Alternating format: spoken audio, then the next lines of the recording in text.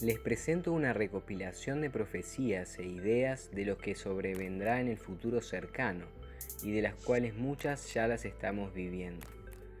Pero no debe ser tomado como una profecía que proviene exclusivamente de Dios, aunque en la Biblia aparecen, por un lado, algunas de las profecías de Jesucristo y otras aparecen en Apocalipsis escrito por Juan.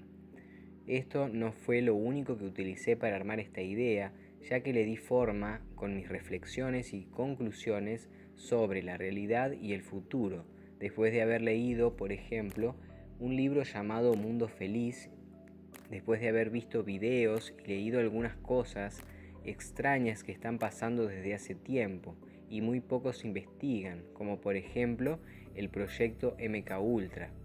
Sin embargo, aunque todo directamente no provenga de Dios, debe ser tomado al menos como una reflexión filosófica y sociológica y tenido en cuenta a la hora de reflexionar sobre lo que está sucediendo en la actualidad y de cómo esto puede repercutir o formar las bases para un sistema aún más manipulado y depravado del que tenemos.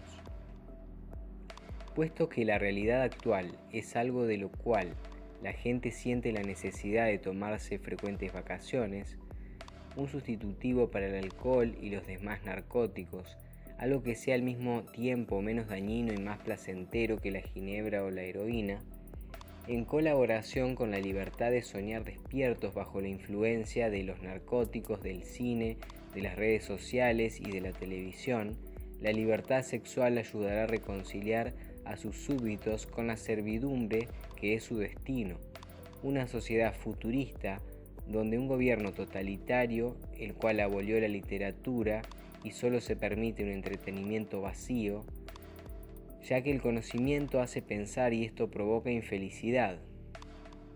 Un mundo en el que finalmente se han cumplido los peores vaticinios, triunfan los dioses del consumo y la comodidad, y este gobierno mundial hace a que todos, pequeños y grandes, ricos y pobres, libres y esclavos, se les pusiese una marca en la mano derecha o en la frente, y que ninguno pudiese comprar ni vender, sino el que tuviese la marca o el nombre de la bestia, o el número de su nombre.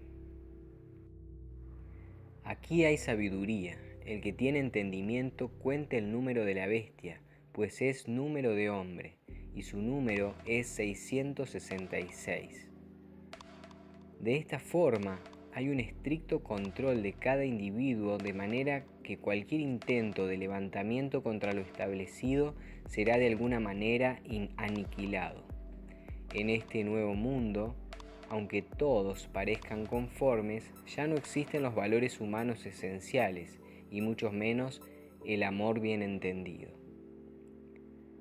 También debes saber esto, que en los postreros días vendrán tiempos peligrosos, porque habrán hombres armadores de sí mismos, avaros, vanagloriosos, soberbios, blasfemos, desobedientes a los padres, ingratos, impíos, sin afecto natural, implacables calumniadores, intemperantes, crueles, aborrecedores de lo bueno, traidores, impetuosos, infatuados, amadores de los deleites más que de Dios, que tendrán apariencia de piedad, pero negarán la eficacia de ella. A estos evita. En aquel tiempo muchos se apartarán de la fe, unos a otros se traicionarán y se odiarán, y surgirá un gran número de falsos profetas que engañarán a muchos. La tecnología y la ciencia se vuelven parte de este nuevo orden. Por ejemplo, los habitantes son procreados en frascos a semejanzas de una cadera de montaje. Ellos son genéticamente condicionados para pertenecer a una de las 5 categorías de la población, de la más inteligente a la más estúpida. Los alfas, la élite, los betas, los ejecutantes, los gamas, los empleados subalternos, y los deltas y los epsilones destinados a trabajos rudos. Es decir, un sistema fordista aplicado a la biología. Y llegaremos a esta sociedad futurista por el camino que vamos recorriendo en este mundo de consumismo voraz, transitamos a una dictadura universal con apariencia democrática, el nuevo orden mundial. A una cárcel sin muros, de la cual los prisioneros no podrán ni soñar en evadirse, a una esclavitud donde gracias al sistema generalizado de consumo, el soma, la droga perfecta que no tiene ningún efecto negativo sobre las personas, y al condicionamiento general, ellos estarán agradecidos de su situación de siervos. El condicionamiento tiende a eso, lograr que la gente ame su inevitable destino social, gracias a una programación neuronal al que todas las personas son sometidas desde la niñez, llamada MKUltra, apoyados por la educación obligatoria y divididas según las clases y por los medios de comunicación al servicio de la élite. El MKUltra será la evolución del proyecto con el mismo nombre que tuvo sus orígenes en 1953. La Oficina de Servicios Estratégicos, OSS, fue la responsable del programa de estudios aplicados de la guerra psicológica y su sucesora, la CIA, la responsable del programa secreto MKUltra, orientado al control poblacional y la modificación de conducta, representando la denominada psicología gris.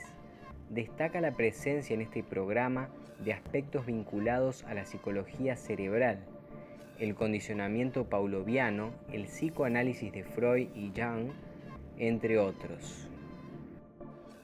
Esta respuesta a la guerra psicológica alemana fue ingeniada en los servicios secretos de la OSS y en la época de la posguerra por la CIA, algunas de cuyas actividades han perdurado hasta la actualidad.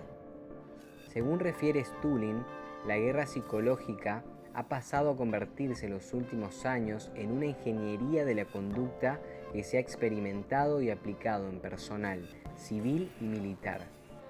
Es precisamente al término de la Segunda Guerra Mundial cuando desaparece la OSS y se convierte en la hoy archiconocida CIA. En el seno de esa transición y en la propia actividad de lo que la CIA definió como el estudio y control de las masas, el Servicio de Inteligencia norteamericano se inspiró, según diferentes autores e informes desclasificados, en una serie de factores psicológicos que tienen su base, entre otros, en los estudios de la hipnosis de Charcot.